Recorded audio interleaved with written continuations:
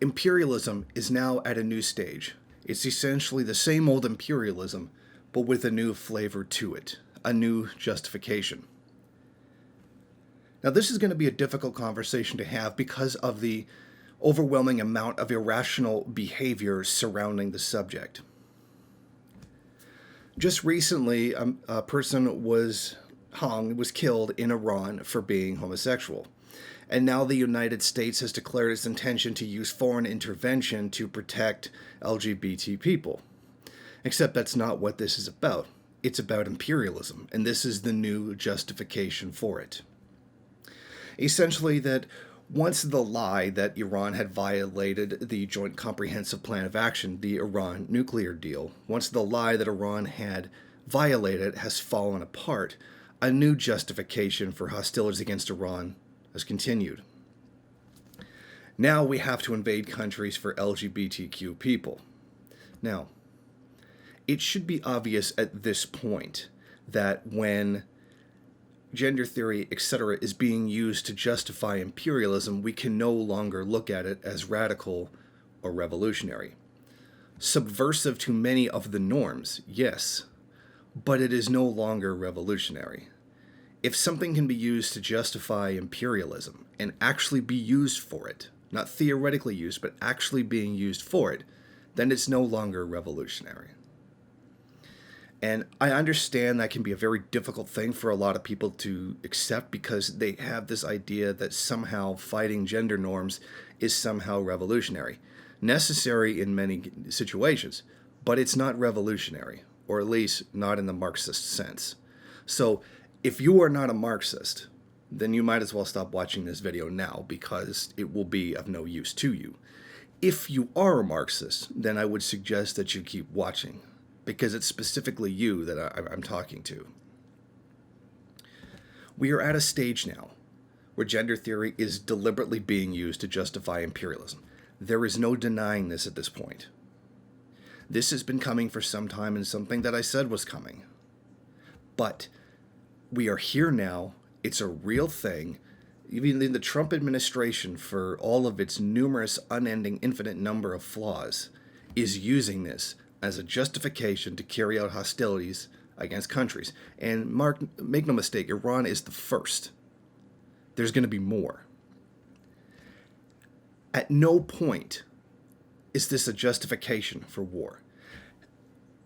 When they had the Trans Awareness Awards, one of the funders, the donors to the project, not hidden, not something you have to dig for, but was right out there in public, in front, their logo put predominantly, the CIA. Now, I don't know how you could ever think that the CIA is a progressive organization. The CIA has to be one of the most horrible collection of human beings that has ever existed in at least modern history. Now, when they are supportive of something, you really have to look twice at it. It doesn't necessarily make it a bad thing, but you do have to look twice at it and question what it is that you're looking at. And then when the CIA uses that to justify bombing countries and killing millions of people, you really have to wonder. Now, we already saw this before with Afghanistan. We need to invade Afghanistan because 9/11, oh wait, we didn't find any actual connection between Afghanistan and 9/11, then it must be women's rights that we have to invade for. And no doubt, women's rights are virtually non-existent in Afghanistan, just about as much as it was before the US showed up. So which means that they didn't even really help in that regard. The point is that it was used for a justification to kill 1.5 million people. These similar kinds of lies were used to justify the invasion of Iraq. Now, once the whole weapons of mass destruction story fell apart, because anybody who was smart enough to realize that there was no actual evidence of weapons of mass destruction being given, it became Iraq as a dictatorship. So now we have to invade it. And very much it was. But that was not a justification for invading the country and murdering 1.5 million people. And now we're seeing the same thing in Venezuela right now. Oh, Maduro is a dictator. Because the elections just don't count because we don't like them. And now we have to invade. So we're looking at this right now, this kind of social justice warrior mentality being used as a justification for imperialism, and it's unacceptable. You are going to have to realize that the SJW culture, the queer theory, etc., is not revolutionary. This does not mean that it's okay to oppress people on certain grounds, homosexuality, etc. I'm not suggesting that, because then I would be suggesting the oppression of myself as well. I don't know how many times I'm going to have to make this clear. It's not okay to oppress people on these grounds, but it is not okay to justify imperialism with them either. And that's what's going to be, that's just what's going to be ignored. The problem with the left in the United States is that it is so far up identity politics ass and so deeply ingrained in postmodernist anti-materialist garbage that they will not question this and they will support it. Let me give you an example of exactly what's going to happen. They're going to say, I don't support imperialism. But when someone turns around and says, we shouldn't use these things as a justification for imperialism, they will scream TERF, homophobe, etc. at it. Colonialism wasn't okay when it was based on race. You know, the old colonial project. Someone is perceived to be inferior, therefore the European colonizer had the right to go in, steal the country's resources, run it for them, and oppress those people. That's the old colonial project.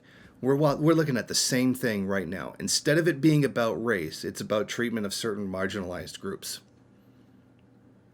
We're looking at the same thing again, except in a higher stage, imperialism, neo-colonialism, as opposed to just the regular old colonialism. And this is something that needs to be opposed. And I can almost guarantee you're going to see a lot of people who claim to be Marxists but are also liberals cheering this on. Because that's the kind of people that they are. That's where their theory leads to. That inherently you would support anything along those lines, even if it's infinitely worse than what's happening. There's none of this, lesser of two evils nonsense. It's okay if the U.S. invades and kills 1.5 million people kind of thing. We're looking right at this situation right now.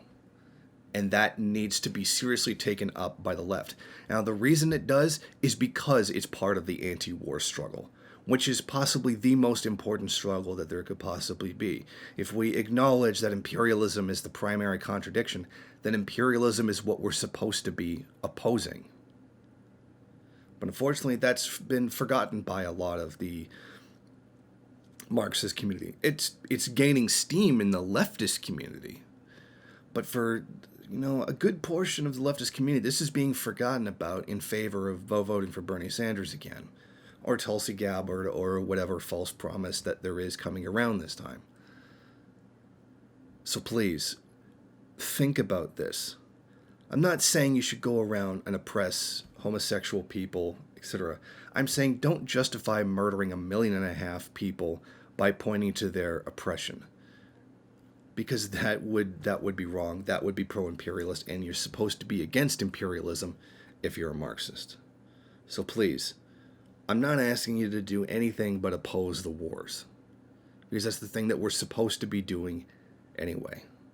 So please, take that into consideration when you begin looking at this whole, we need to invade them because of the rights of gender and sexual orientation minorities. Thank you for watching. If you like this program, then please head over to my Patreon page and set up a monthly donation. It's your donations that keep this program running. Also, if you would like, please rate, comment, subscribe, and share in various social media.